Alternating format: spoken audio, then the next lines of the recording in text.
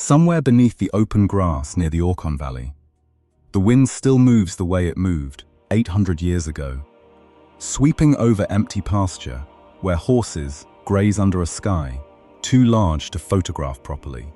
There is nothing here that looks like the seat of a continental power. But scattered stones in this valley mark the ruins of Karakorum, a capital that once received envoys, merchants, and tribute from Beijing to the Volga River, from Persia to the edge of Central Europe. To stand here is to stand near the center of the largest connected land empire the world has ever known. Built not by a settled kingdom with ancient walls, but by herders who moved with their animals across a landscape most empires would have considered impossible to rule. Rewind to the closing decades of the 12th century, and none of that exists yet. There is no Mongol Empire. There is no unified Mongol nation in any political sense. There are only scattered steppe communities, competing for pasture and livestock, forming and breaking alliances as quickly as the seasons change. And yet, from this fragmented world would come armies that appeared outside the walled cities of northern China, then in the river valleys of Central Asia, then on the plains of Hungary, deep inside a Europe that had never imagined an enemy arriving from so far east. Baghdad, one of the great capitals of the Islamic world, would fall to Mongol siege engines. A single ruling family would eventually govern from the Pacific coast of China to the edge of Poland, therefore forcing the question this story is really about. How did a relatively small population of steppe herders build a power network stretching across 2 continents? And why would the very scale of that triumph make it impossible to hold together as one empire? Understanding that transformation does not begin at a besieged city or a battlefield. It begins on the steppe itself, where the raw material of that empire was first assembled, one broken alliance and one rebuilt loyalty at a time. The Mongolian plateau of the 12th century was vast, but it was never empty. Turkic and Mongolic communities competed constantly for grazing land, livestock, trade routes, and influence, and alliances between clans could dissolve as fast as they formed, because loyalty ran through family ties and personal relationships, rather than through any central government capable of enforcing order. Into this world was born Temüjin, a boy of the Bojigin lineage, whose family lost its standing after his father's death, left them without the protection that noble blood alone could no longer guarantee.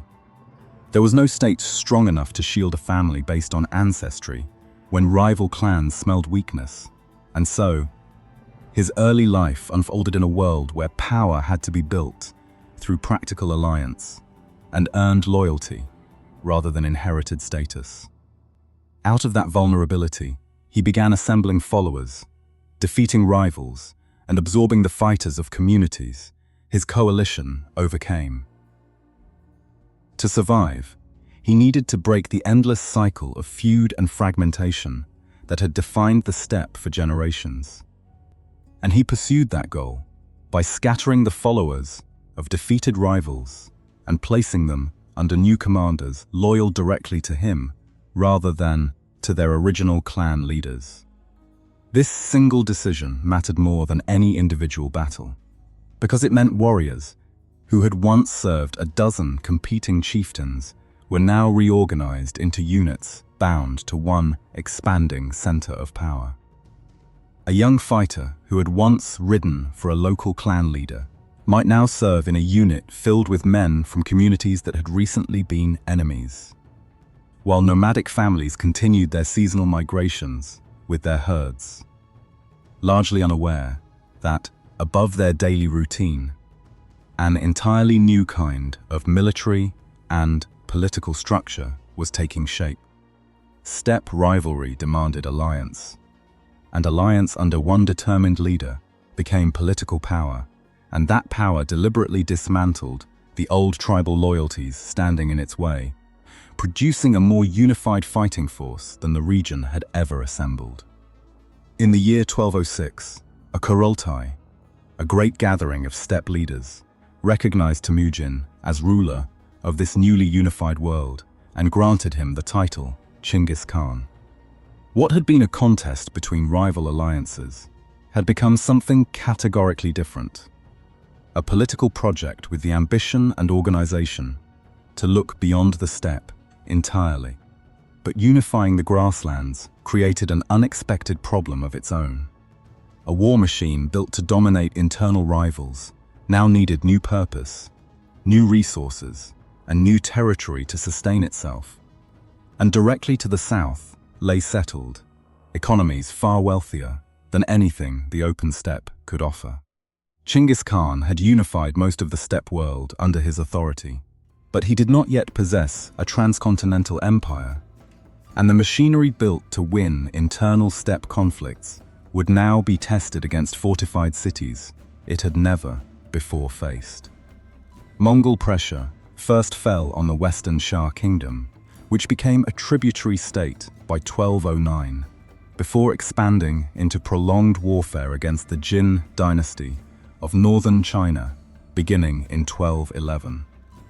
These settled states controlled cities, farmland, manufactured goods, and tax revenue on a scale the steppe simply did not generate, therefore forcing the Mongols to learn how to wage war far outside the environment that had made them formidable in the first place. Mobile cavalry could defeat an enemy army in open country, but it could not, by itself, breach a fortified wall, and so Mongol forces began absorbing engineers, infantry, and siege specialists drawn from the very peoples they conquered. Each victory made the Mongol war machine more dangerous than the one before it, because it captured the technology and manpower of the defeated and turned both against the next target. A pattern historians particularly associate with the integration of Chinese siege expertise into campaigns across terrain poorly suited to traditional horseback warfare. Then, following an incident at the city of Otrar in 1218, in which a caravan connected to Mongol interests was seized and its merchants killed, a diplomatic crisis escalated rapidly into full-scale war with the Khwarazmian Empire to the west. An army that had been focused primarily around northern China suddenly turned its full weight toward the west, and the great trading centers of Bukhara, Samarkand, and the cities of Khorasan fell in succession as the Khwarazmian state collapsed under coordinated Mongol columns, advancing across enormous distances while their fractured opponents failed to unite against them. Some cities that resisted suffered massacres on a scale that shocked contemporaries, though the severity of destruction varied considerably from place to place, rather than following one uniform pattern. What had been an East Asian power now stood as a dominant force across Central and Western Asia as well. Meanwhile, the generals Jabi and Sube'etei pushed even further, driving through Iran, the Caucasus, and the steppe north of the Caspian Sea in a reconnaissance campaign of unprecedented reach, gathering intelligence about the Western world that a later generation of Mongol commanders would put to devastating use. For a besieged population, this war could mean siege, starvation, and catastrophic destruction, while skilled artisans and specialists were sometimes spared and absorbed into Mongol administrative and military service instead. Chinggis Khan turned back to finish his conquest of Western Xia, whose resistance had never been fully broken, and he died there in 1227, while his empire was still expanding rather than settling into peace. His death raised the single most important question facing any conquest state built around one commanding personality. Could a system this vast survive without the man who had built it? A territory of staggering size now stood divided among the branches of one ruling family. its future dependent on whether a new supreme Khan could actually be established without the whole structure fracturing. Messengers rode across thousands of kilometers of steppe, connecting centers of power that had never before needed to coordinate at such distance. Ogedei was chosen as Great Khan in 1229, a succession Chinggis had favored before his death, though the steppe political system still required the consent of the ruling elite rather than automatic inheritance.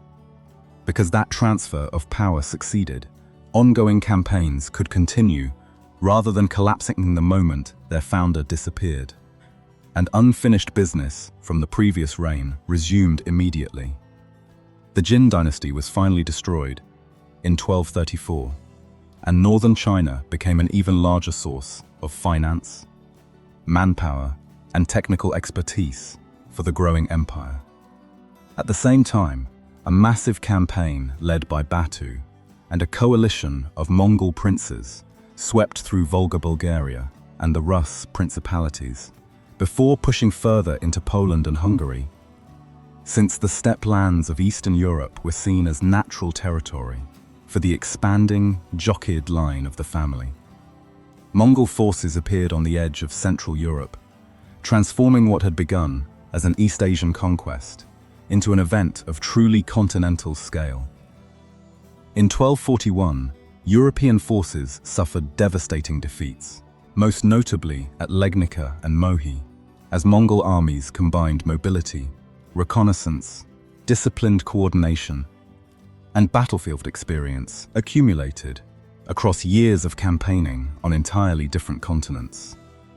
Hungary was left severely devastated, and Europe suddenly confronted an adversary that had emerged from entirely outside its familiar political world. Then, at the close of that same year, Ogedei died, and the process of selecting a new Great Khan became the empire's most urgent political priority, forcing continued expansion to coexist uneasily with a growing succession crisis.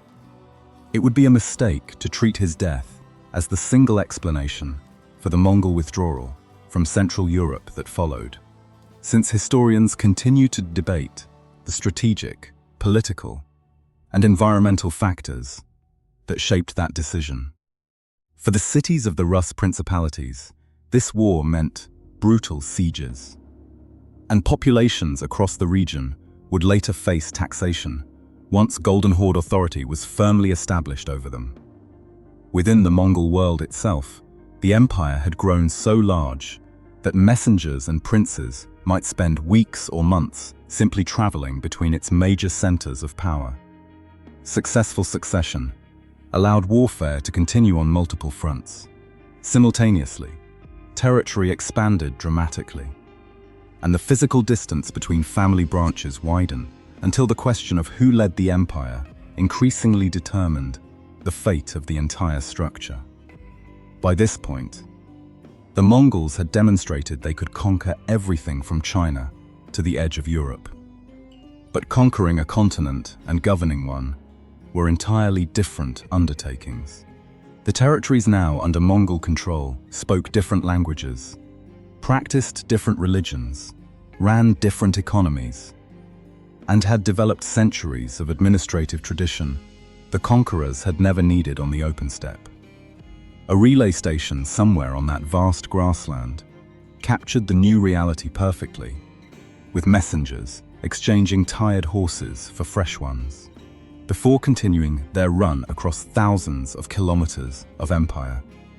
A small warrior class raised on the steppe could not personally administer every city, farm, and tax district it had conquered, and so the Mongols increasingly relied on officials and specialists drawn from many different peoples, a pattern well documented in the extensive use of Uyghur, Khitan, Chinese, and Muslim administrators throughout the government. The state became a pragmatic, multi-ethnic system almost by necessity. Merchants, artisans, and skilled specialists were often protected or deliberately relocated because the empire needed goods, revenue, technical expertise, and craftsmanship it could not produce on its own. And people and knowledge began moving along routes that conquest itself had newly connected. Mongol rule also maintained a broadly tolerant approach toward the many religious traditions under its authority, since forcing religious uniformity onto such a diverse population would only have made governance harder. Buddhist, Muslim, Christian, and Taoist communities, among others, could coexist within Mongol territory, even though specific policies varied considerably by region and by period. A pragmatic governing strategy widely noted by historians of the era. Mongol Khan continued centralizing the empire's resources while assigning major new campaigns to his own brothers, sending Kublai into China and Hulagu into Western Asia, because the empire's underlying logic still demanded continual expansion. Two new fronts simultaneously pushed Mongol power deeper into two of the world's great civilizations. Hulagu dismantled the Nizari, Ismaili strongholds before advancing into Iraq and capturing Baghdad in 1258, bringing the Abbasid Caliphate in that city to an end. One of the most celebrated political and cultural centers world had fallen into Mongol hands, because Mongol wanted Mongol authority in Western Asia secured, and its remaining centers of resistance eliminated. Meanwhile, Kublai expanded the long war against the Southern Song dynasty, since southern China still remained beyond Mongol control, and the empire was approaching its greatest territorial extent, even as its two massive war fronts allowed powerful princes to build increasingly independent bases of authority. A merchant could now cross regions that had once belonged to bitterly hostile states, with a degree of connectivity unheard of a generation earlier, while an artisan uprooted thousands of kilometers from home might carry a particular technique or style into an entirely different royal court. Conquest produced territory. Territory demanded governance. Governance required local expertise, and that expertise made the empire more diverse and more capable.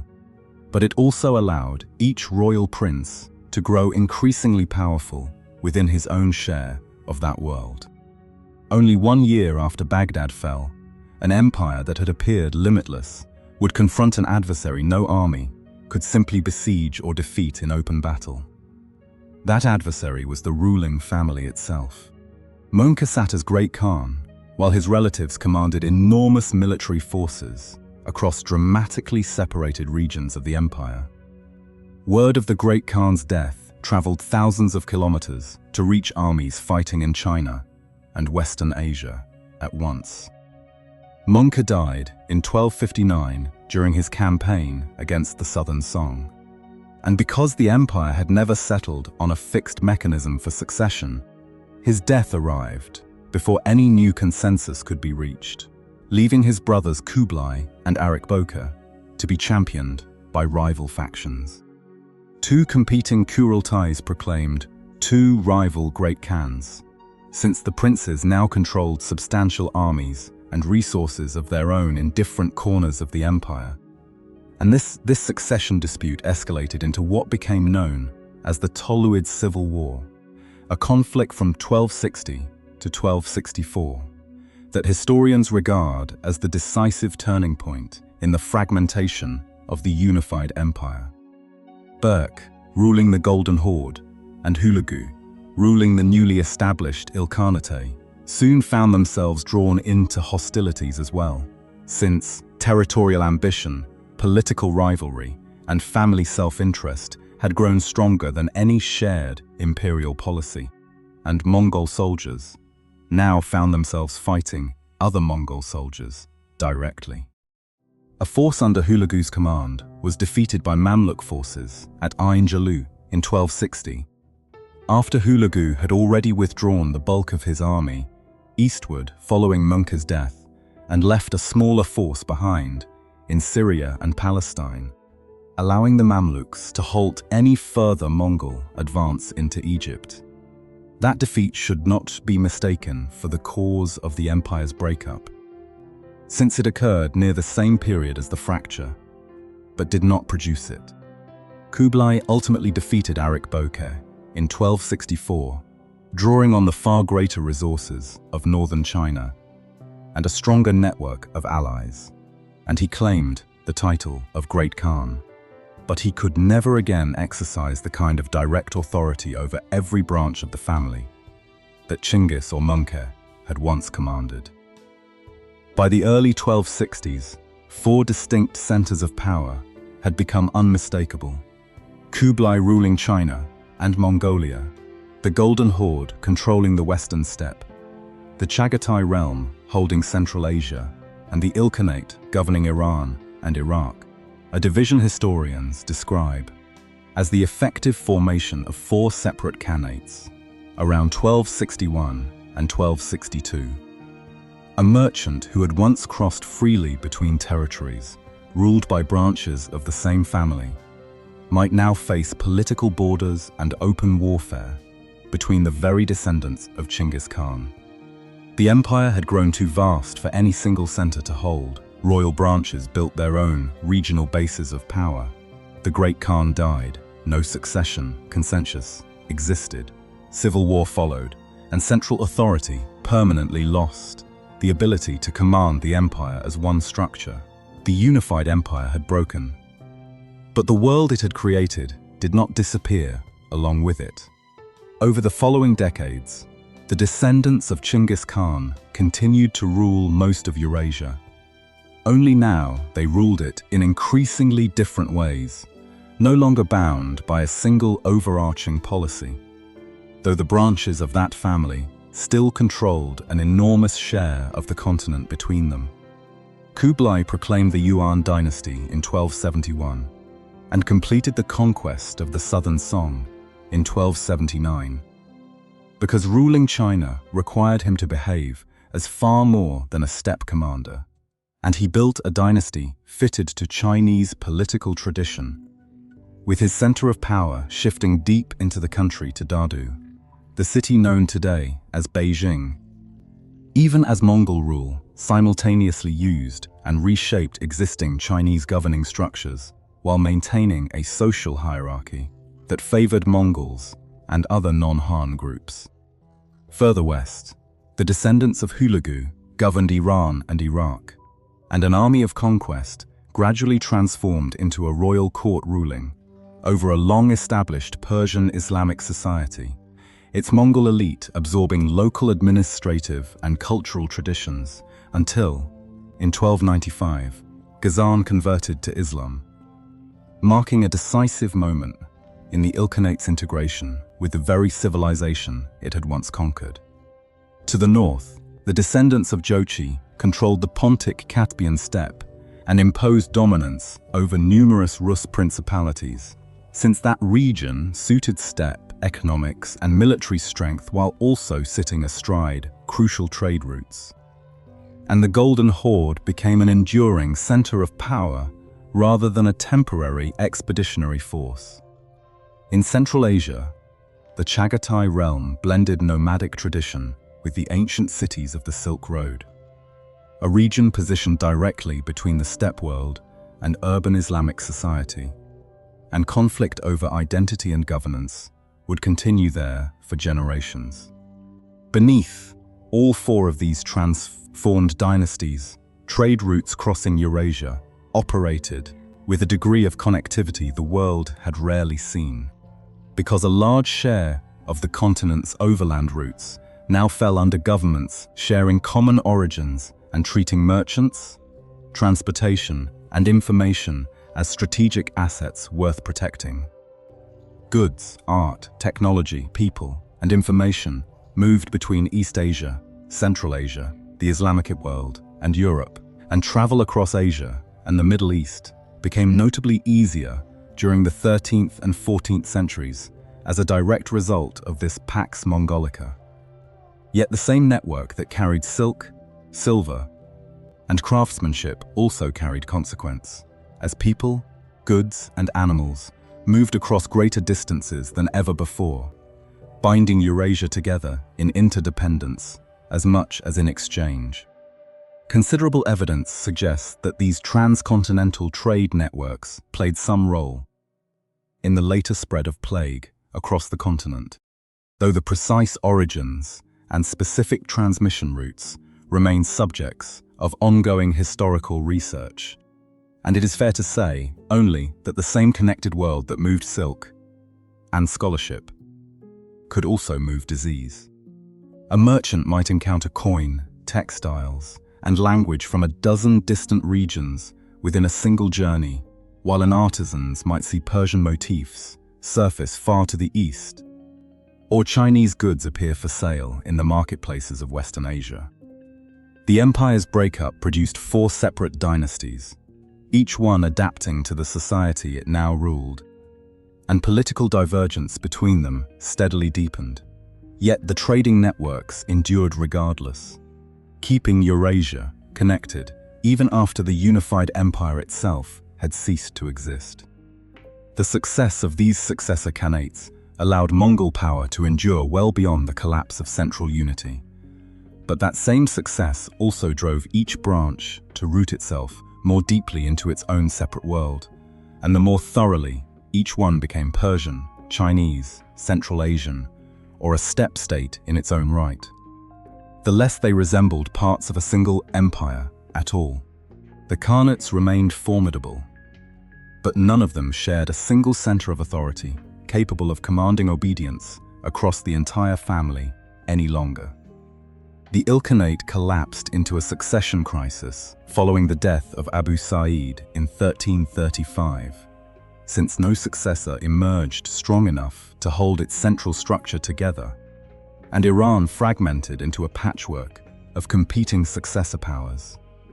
The Chagatai realm continued splitting and evolving as nomadic interests, urban interests, and rival princely factions pulled against one another, creating the political environment from which later powers, including the Timurid state, would eventually emerge. The Golden Horde endured considerably longer, gradually fracturing into multiple smaller khanates as succession disputes, new rival powers, and a transforming Rus world reshaped the region, and the political legacy of Chinggisid rule continued for centuries afterward, with the Golden Horde itself lasting until roughly 1502, and its successor, the Crimean Khanate, surviving all the way into the 18th century. In China, the Yuan dynasty lost control of the country in 1368. As economic crisis, natural disaster, political instability, and popular rebellion combined to weaken the regime until Ming forces seized Dadu, forcing the Mongol court to withdraw north. Though neither the Mongol people nor the Chinggisid political tradition vanished along with that single dynasty, the prestige and legitimacy carried by the bloodline of Chinggis Khan continued to shape the politics of Central Eurasia for generations.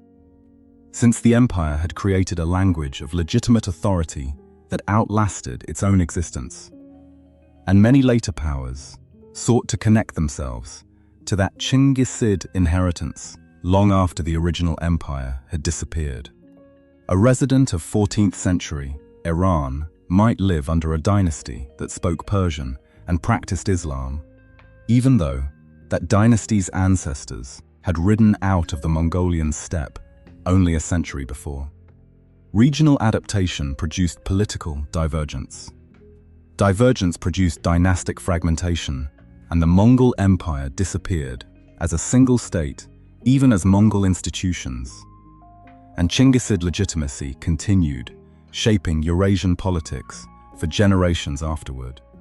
The wind still runs across the grass near Karakorum today, over ground where messengers, armies, and merchant caravans once passed in constant motion.